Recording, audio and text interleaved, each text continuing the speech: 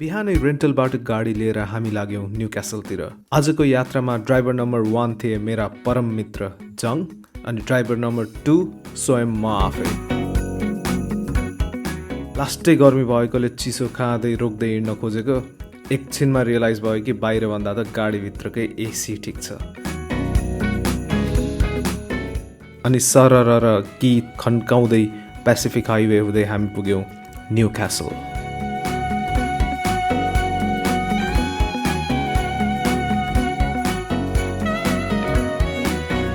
त्यसपछि एउटा Indian restaurant खोजेर पेट पूजा गरियो र डिजर्टमा चियाको चुस्की। टन्न भएर एक राउन्ड फेरि बजारतिर गाडी घुमायो। त्यहाँदेखि न्यू क्यासलको बजार घुम्दै होटल पुग्यो अनि झोला फाल्यो र लाग्यो नोबिज बिचतिर वाक गर्न। त्यहाँ एउटा लाइट हाउस रहेछ अनि मजाको हिँड्ने बाटो। समुद्रको शीतल हावाको आनन्द उठाउँदै बस्यौँ एकछिन।